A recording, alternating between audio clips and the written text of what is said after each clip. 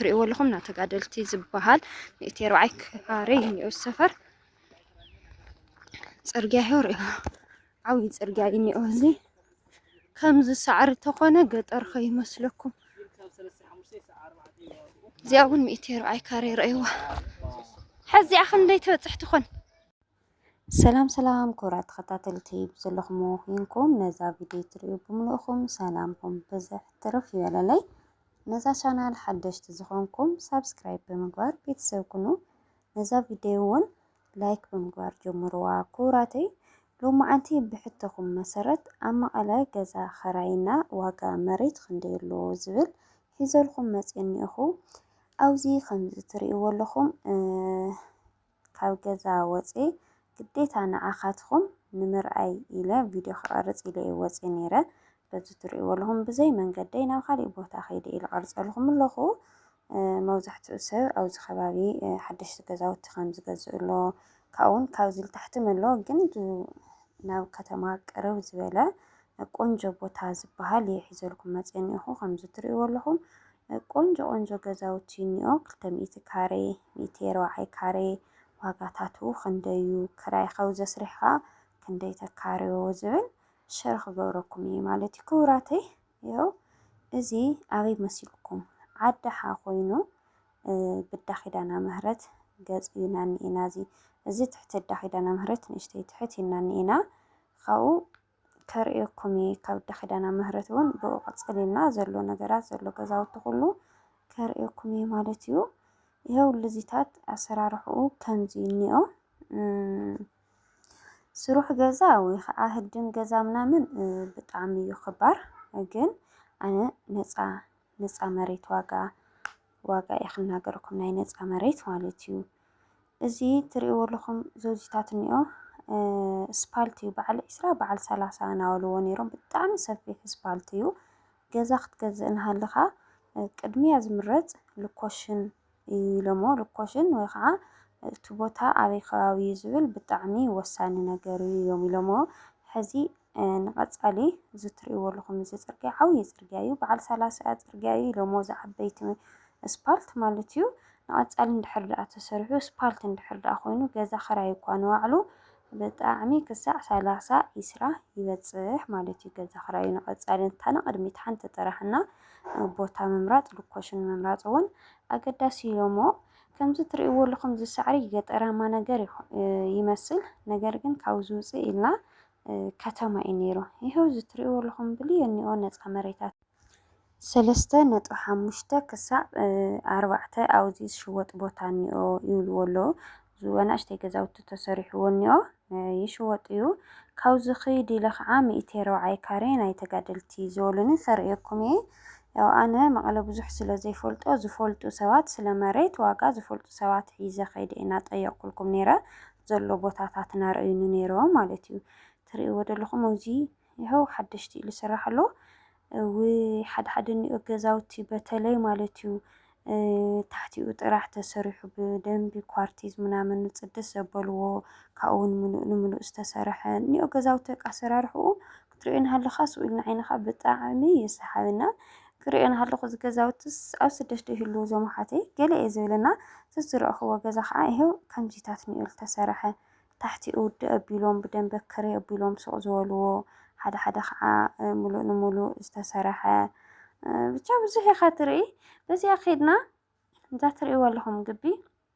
ይኸው እዚ ብዳ ኺዳነ ምህረት ላዕሊ እየ ዘርእየኩም ኣለኹ። እዚ ትሪእዎ ኣለኹም ብላዕሊ ዳ ኺዳነ ምህረት ልዕሊ እዩ። ዙርያ እዚ ግቢ እዚ ከዓ ዳ ኺዳነ ምህረት ውሽጢ እዩ። ይኸው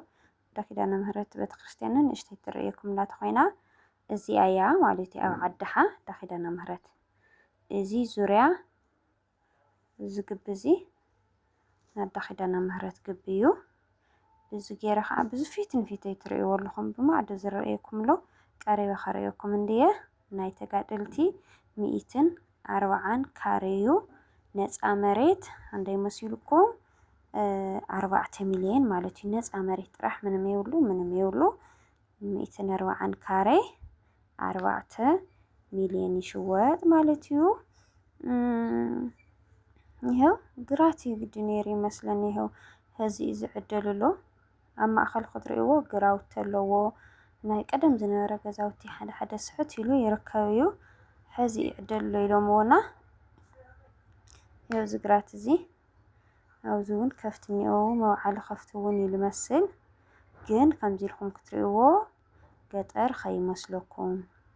ካብዚ ኣውፅእ ኢልና እታ ፅርግያ ከርእየኩም ኢና ምንታይ ከም ንኣቲ ያው ስለ ዓድሓ እንዳክዳን ኣምሃሪ ትፈልጥዎ እንኳን ትፈልጥዎ ትኾኑ ኢኹም ምናልባት ንዘይትፈልጥዎ ግን እዚ ደኣ ገጠር እዩ ከይትብሉ ብጣዕሚ ሓሪፍ ቦታ እዩ በዚ ዳርጋ ከተማ እዩ እኒአ እዚ ገጠራማ ኣብ ዓድኻ ኮይኑ ብታሕቲ ኮረኮንች ወሪድኻ ቅንስ ዘበለ ገዛውቲ እኒአ እዩ ግን እሱ ውፅእ ዝበለ እዩ ዋላ እሱ እንተኾነ ስራሕ ሎ ገዛውቲ መቸስ ሓደ ሰፈር በቃ ከተማ ዘምስሎ ብዙሕ ገዛውቲ ተሃልይዎ ኣሰራርሑ ፅድስ ዝበለ ከምዚ ትርእይዎ ኣለኹም እንተኾይኑ ከተማ እዩ ልመስል ገጠራማ ነገር ይመስል እሞ ነገር ግን ውርድ ኢልካ ተረእኻ ከዓ ብዙሕ ቆንጆ ቆንጆ ገዛውቲ ትረኽበሉ ብዙሕ ዝተሰርሐ ኣሎ ኣብ ኮረኮንች ኮይኑ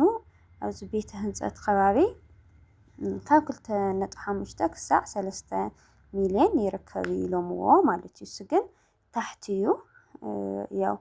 ንትፈልጥዎ ትፈልጥዎ ትኾኑ ኢኹም ዘይትፈልጥዎ ግን ብዓድኻ ጌርካ ከይድካ ኮረኮንች ኢልካ ከይድካ ንታሕቲ ቤት ህንፀት ወይ ከዓ እስር ቤት ኣሎ ኣብኡ ከባቢ ንእሽተይ ቅንስ ዘበለ እዩ ኢሎምዎ እዚ እናተጋደልቲ ዝብለኩም ለኹ ይኸው እዚ ትርእይዎ ኣለኹም ልዚታት 140 ካሬ ክንዲዚኣ ትኸውን ልዚታት እዩ 4 ሚልዮን ዝብለኩም ለኹ ማለት እዩ ልተሰርሐ ክሳዕ 18 ገለ ሚልዮን ይበፅሕ እዩ ኢሎምዎ ግን ነፃ መሬት ዋግኡ ኢል ዝዛረበኩም ለኹ 140 ካሬ ኮይኑ ባስካ እና ሽንቲ ቤት ዝተደፈነ ኮለን ጠጠው ዝበሎ ከዓ 6.5 ሚልዮን ይርከብ ማለት እዩ 6.5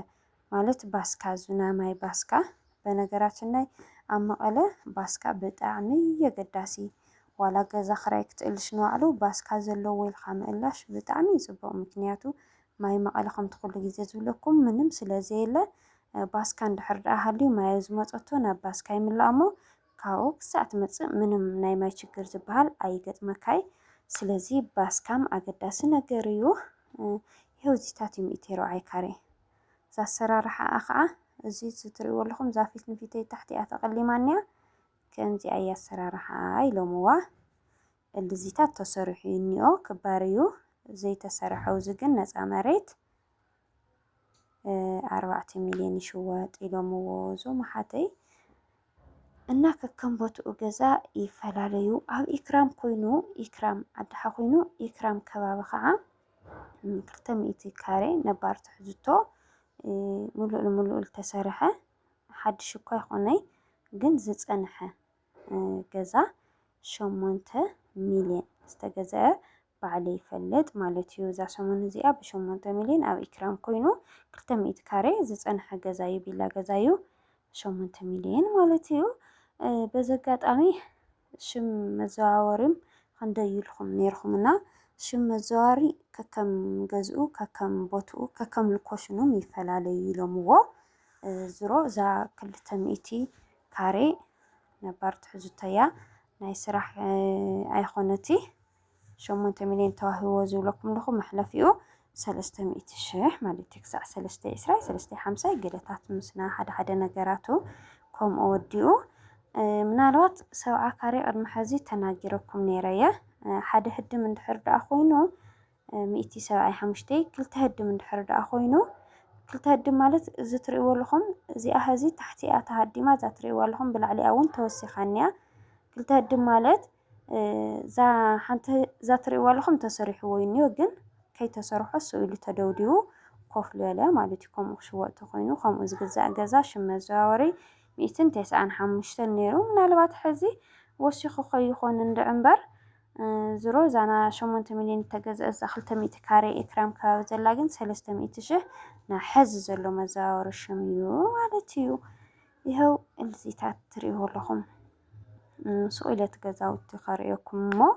ዋጋ ግን ካብ 2.5 ነፃ መሬት ክሳዕ 30 ሚልዮን ዝሽወጠሉ ኢሎም 16 ነፃ መሬት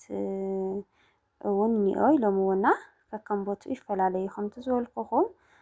ዝሮ ዝሮ ግን ዓቕምኹም ኮረኮንጅ ታሕቲ ተኾይኑ ካብ 2.5 ክሳብ 6.4 ሚልዮን ነፃ ቦታ ይርከብ ኢሎምዎ እዚ ኮረኮንጅ ዘሎ ግን ማለት እዩ ምናልባት ሕጋውነቱ የጠራጥር እዩ በርግጥ ክሳብ ሕዚ ምንም ዘጋጠመ ነገር የለይ ብዙሕ ሰብ ገዚኡ ገለታት ይብልዎ ነይሮም ግን ከዓ ገንዘብ ተረኺብካ ሕጋዊ ዝመስልዎ ነገር የለይ ካብ እናተጠራጠርካ እንታይ ክፍጠር ይኾን ከመይ ክኾን ይኾን ምናምን ካብ ናበልካ ሕጋውነቱ ኣረጋጊፅካ ምግዛእ ጽቡቕ ይብለኩም ይሄው እዚ ቦታ እናተጋደልቲ ናበልኩም ነበርኩ በዚ ገጽ ገጠር ይመስል እታ ጽርግያ ከዓ ርአይዋ በዚኣ ኣቲኻ ይሄው ኤልጂ ገለ ዝበሃል ኒና ዓድኻ ዓብዪ ሆቴላት እኒኦ በዚኣ ቀጢልካ ኸይድካ ኢኻ ትረኽቦ ቀረባ እዩ ማለት እዩ ዳርጋ ስፓልት ከባቢታት እዩ እኒኦ እና ናይ መሬት ዋጋ ነዚታት ይመስል 20 ወይ ከዓ 30 ስፓልት ማለት ከዓ እንታይ ማለት እዩ ኣነ ይፈልጦ ነይረ ግን ኣብ መጨረሻ ቪድዮ ከርእየኩም እቲ ስፓልት ክንደይ ናይ ዝኣክል ከም ዝኾነ ኣሎ ናርእየኒ ነይሮም ኣብዚ ናቕረፅኩ ናኸድኩ እየ ነይረ ከምዚ ዝረአኹምዎ ኢደይ ነዊሕ ስለ ዝቐረፅኩ ብሓንቲ ኢድካ ትቐርፅ ኮይንካ ኢድካ ብጣዕሚ ዝሕመካ ዝሮ ግን ብሎ ምፅባሕ ከምፀሎም ክወስደሎም ገለ ናበልኩ ኣይወስ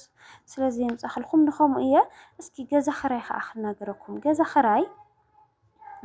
ትዝቐነሰ ገዛ ክራይ ኣብ መቐለ 70 ካሬ እዩ ሰባት ክጥይቕና ኣለኹ 70 ካሬ እዩ ኢሎምዎ 70 ካሬ መብራህቲ ስለ ዘይብሉ ገዛ ክራይ ብጣዕሚ ቅናሽ ተባሂሉ